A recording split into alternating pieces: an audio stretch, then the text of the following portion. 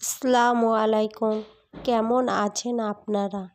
আশা করি আপনারা প্রত্যেকে খুব ভালো আছেন, সুস্থ থাকেন, ভালো থাকেন। এই দোয়া সবসময় আমি আল্লাহ তাআলার কাছে করি। এদিকে আমি সকাল সকাল ঘুম থেকে উঠলাম। উঠে প্রথমে আমি চাটা খেয়ে নিলাম, আপনাদের দাদাভাইকে নাস্তা বানিয়ে দিলাম ও বাড়ির প্রত্যেকের জন্যে নাস্তা বানালাম, লুচি আর আলুর দম।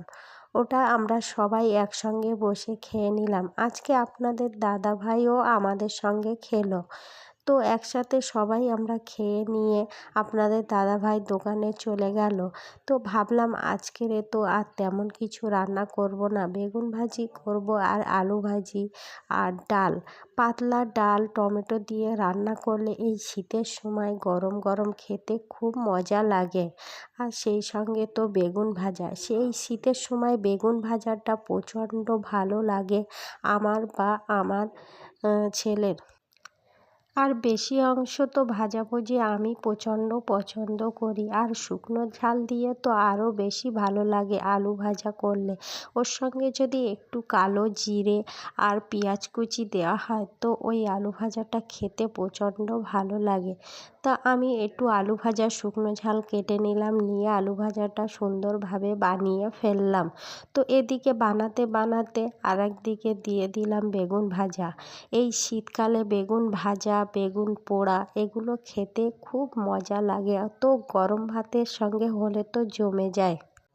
মা ওদিকে চুলাতে ডাল রান্না বসালো আর ভাত বসালো, আর আমি এদিকে আলু ভাজা আর বেগুন ভাজা বসিয়ে আমরা দুপুরের ডিনার সেরে নিলাম, খেয়ে বিশ্রাম নিলাম। বিশ্রাম নিয়ে বিকালের দিকে আমি উঠলাম, উঠে সমস্ত ফলমূলগুলো কেটে নিয়েছি। সেগুলো অবশ্য অফ ক্যামেরায় আমি কাটলাম। বিকালে উঠে কাটলাম এদিকে মোসাম্বি লেবু, কমলা লেবু, আর কাটলাম আনারস, আর কাটলাম আমি আপেল। আপনাদের দাদাভাই প্রচণ্ড আনারস খেতে ভালোবাসে, আর এই সময় তো ও একেবারে 2-3টে আনারস নিয়ে আসলো। এই আনারসটি কাটতে গেলে আমার খুব ঝামেলা লাগে, ঝামেলা লাগলেও কিছু করার থাকে না। তো ও খেতে তো ভালোবাসে, সেই জন্যে ও প্রত্যেক দিন যখন রাত্রেতে বাড়িতে আসে আপনাদের দাদাভাই সমস্ত ফল আমি কাটি, ওর জন্যে অবশ্য ফ্রিজের মধ্যে তুলে রাখি। তো এদিকে আমি একটা প্লেটে কিছু ফল নিলাম, ফল নিয়ে ছেলে তো খেতে চায় না, ওকে প্লেটে তুলে দিয়ে ও ঘরে দিয়ে আসলাম।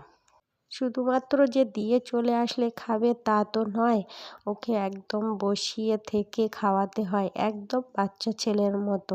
কিন্তু ও অতটা বাচ্চা নয়, কিন্তু ও এমনই করবে যে বাচ্চার মতো ফল খেতে চাইবে না। আপনারা বলেন তো, প্রত্যেক জিনিস তো খাওয়া উচিত, কিন্তু এটা খাবে না, ওটা খাবে না, খুব বাছাবাছি করে খায়। যখনই আমি ফল কাটি বাড়ির প্রত্যেকের জন্যেই কাটি, আব্বা মার জন্যে ওটা ডেস্কিতে রেখে দিলাম, যে আব্বা মা যখন ঘুম থেকে উঠবে আব্বা মা খাবে। আর এদিকে ছেলে তো খেতে চায় না, ওর জন্যে প্লেটে তুলে নিলাম, আর আপনাদের দাদাভাইয়ের জন্যে বাকি অংশ ফ্রিজের মধ্যে ঢুকিয়ে রাখবো। ও তো অনেক রাত্রে বাড়িতে আসে, তখন ভাত খাওয়ার শেষে বসে বসে ফল খাবে। এদিকে আমার কাঁথাগুলো তো কেচে দিয়েছিলাম, শীত পড়েছে বলে ওগুলো কেচে নিয়ে আমি অবশ্য তুলে রাখবো। তা এবারে লেপ কম্বল তো বার করতেই হবে, শীত তো লাগছে, ঠান্ডার সিজনে লেপ কম্বল বার করলে খুব ঝামেলা মনে হয়। খাটের উপরটা মনে হয় অনেক কিছু আছে, অনেক কিছু আছে, আমার মতো কজন এরকম মনে ভাবে।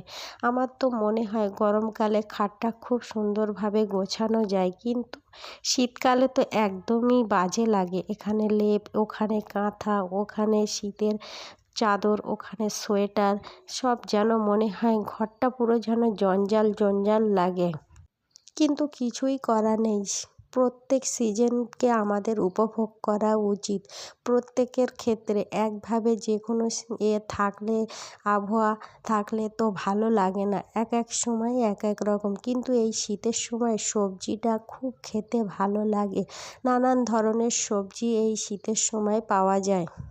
এদিকে আব্বা মার জন্যে লেপটা বার করলাম। বয়স হয়ে গেছে, ওনারা কম্বলটা অতটা ইউজ করতে পারে না, তাই আব্বা মায়ের জন্যে লেপটা বার করে ওটা সুন্দরভাবে কভার পরিয়ে দিলাম। কভার পরিয়ে ভাঁজ করে আব্বা মার ঘরে পৌঁছে দিলাম। অনেক কথা অনেক গল্প আপনাদের সাথে করলাম, তো কেমন লাগলো আপনারা অবশ্যই একটা কমেন্ট করে আমাকে জানাবেন। আপনারা ভালো থাকবেন, সুস্থ থাকবেন। আমি আমার ব্লগটি এখানেই শেষ করলাম।